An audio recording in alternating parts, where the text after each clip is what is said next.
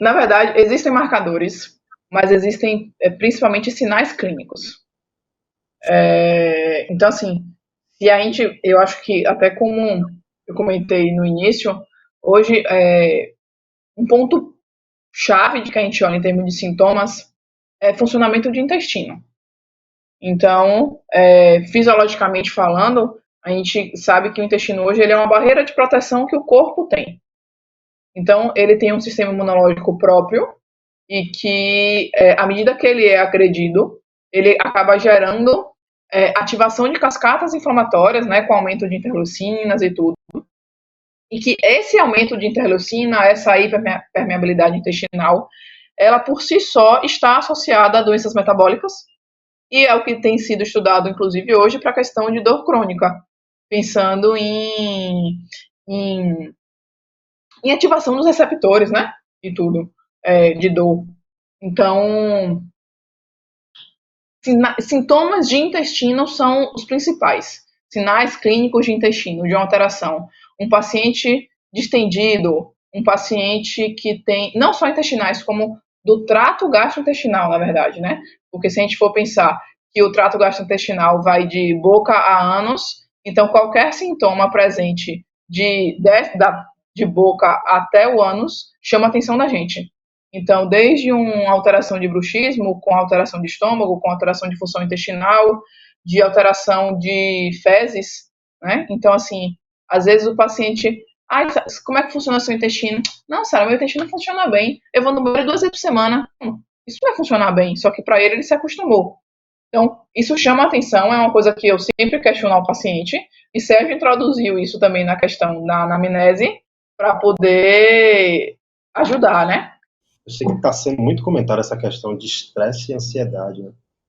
E recentemente a gente estava conversando sobre um dos eixos mais comentados, que é o eixo HPA, hipotálamo pituitário adrenal, né?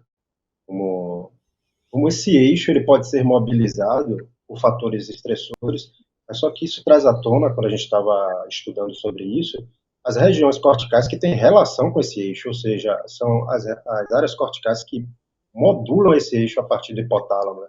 E aí entra uma área muito importante que às vezes acaba entrando em esquecimento, mas a gente encontra o paciente com nível de estresse alto, que é a amígdala. A amígdala, no início da nossa infância, ela tem uma relação direta com as experiências adversas na infância. E você pega um paciente que entra em um fator estressor, esse eixo do HPA vai sofrer uma influência da amígdala, e essa pessoa acessa uma memória traumática da infância, e esse eixo HPA ele vai ser mantido por longo tempo. E aí a pessoa busca vários tratamentos e não tem sucesso nesses tratamentos, né? Então é algo que eu venho lendo e compartilhando com ela, e isso é muito negligenciado quando a gente pensa no ser humano com a complexidade que ele é. Então, e o mais encantador disso tudo aí não é a relação das experiências adversas, amígdala, hipotálamo pituitário adrenal, é como isso vai influenciar a microbiota. E aí vem as questões também relacionadas à inflamação de baixo grau, né? E essa inflamação de baixo grau envolve o quê? Interleucina 6, TNF-alfa, interleucina 1 beta, são citocinas pró-inflamatórias que têm uma relação direta não só com o nervo vago, mas com o sistema nervoso central a partir do vago, e não podemos deixar de falar a relação que tem com o sistema nervoso autônomo. E aí fica um ciclo vicioso. O estresse estimulando esse ciclo a partir de um fator gatilho que ainda não foi bem esclarecido. E aí vem a ansiedade, entra a depressão também relacionada a essas experiências adversas, esse eixo HPA sendo mantido constantemente. Então, entrou aí estresse, ansiedade, depressão, tabagismo. Tem uma série de estudos correlacionando o tabagismo com degeneração na coluna vertebral, assim como alteração da homeostase da microbiota, né? O desequilíbrio da microbiota ou a desbiose. Consumo de agrotóxicos. E o sedentarismo, né? Então são os principais que a gente consegue coletar esse paciente e formar uma linha de raciocínio, né? Mas isso pensando às vezes, num quadro geral. Aí se a gente for botar isso na questão de exames, A gente tem essa questão da interação da microbiota aumentando as interleucinas e ativando toda a cascata. A gente até conseguiria dosar hoje essas interleucinas, mas é uma coisa fora da realidade, até porque os próprios planos, muitas vezes, eles não cobrem a dosagem dessas interleucinas. Mas a gente consegue fazer outras interpretações. Com um simples hemograma, um simples leucograma, a gente consegue avaliar se um paciente ele vem com uma inflamação crônica, com uma inflamação aguda, que obviamente muitas vezes aí associando com a anamnese do paciente, a gente tem que entender se aquele exame veio de algum quadro ali agudo, né, que o paciente está passando, ou se ele vem de uma forma crônica. Uma taxa que a gente consegue pensar um pouco nisso, a própria contagem de monócitos no sangue, no leucograma. Monócitos, ele é a primeira célula de defesa. Ele não tem que estar super alto. Então, se ele está sempre ali alto, alguma coisa ali ele está tendo que combater o tempo inteiro. Aí você pega um histórico do hemograma, ele está sempre alto, sempre alto, sempre alto. Então, ele está cronicamente elevado.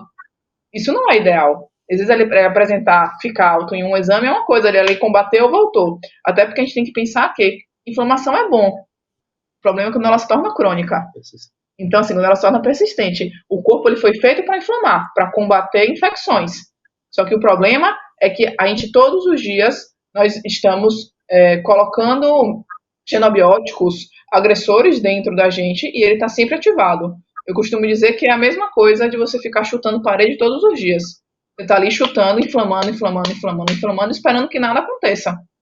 No corpo da gente é a mesma coisa, só que a gente não percebe muitas vezes, ou se acostuma com os sintomas. Então a gente pode pensar num simples leucograma, a gente pode pensar que o excesso de peso é um sinal de inflamação, uma obesidade é um sinal de inflamação, e aí taxas clássicas como o próprio PCR, que é uma alteração é uma proteína inflamatória, e aí se a gente for pegar a ultrassensível é melhor ainda, porque ela consegue pegar inclusive valores menores, a gente consegue fazer a variação de valores. Fibrinogênio está associado com questão de inflamação. A própria alteração de insulina também, um paciente com resistência à insulina, ele é um paciente que está inflamado. Só que aí entra naquela questão até da avaliação médica. Para o médico, a insulina está errada quando está acima de 25. Só que os estudos mostram que acima de 8 já é ruim. Então, assim, é um intervalo gigante. Então, assim como as deficiências de alguns nutrientes. Então, que a gente tenta deixar em valores medianos, né, digamos assim, de acordo com cada taxa. Até pensando nesses valores, eu estava conversando com ela, uma paciente que a gente acabou atendendo por indicação de uma outra fisioterapeuta, e essa paciente me procurou por dor no ombro, né? E aí um dos marcadores no exame laboratorial que me chamou a atenção foi o gama-GT dela, que estava bastante elevado, que é uma enzima que tem relação com lesão hepática, né? Aí eu comentei, né? Esse dado elevado aqui, os médicos não comentaram com você em relação a isso aqui? Não, Sérgio, inclusive semana que vem eu estou indo na médica até, eu posso levar, o que é que você acha? Aí me disse o nome da médica, eu disse, eu conheço ela, pode falar que você teve contato comigo, e pode dizer ela também que eu prefiro que você fique entre 12 e 13. E se eu não me engano, o gama-GT dela era 64. Simplesmente, quando chegou lá, a colega pegou e falou assim, Sérgio está querendo demais, vamos deixar aí chegar em 56 que está ótimo. E ela trouxe esse dado para mim, eu disse, eu prefiro me basear pelas pesquisas, né?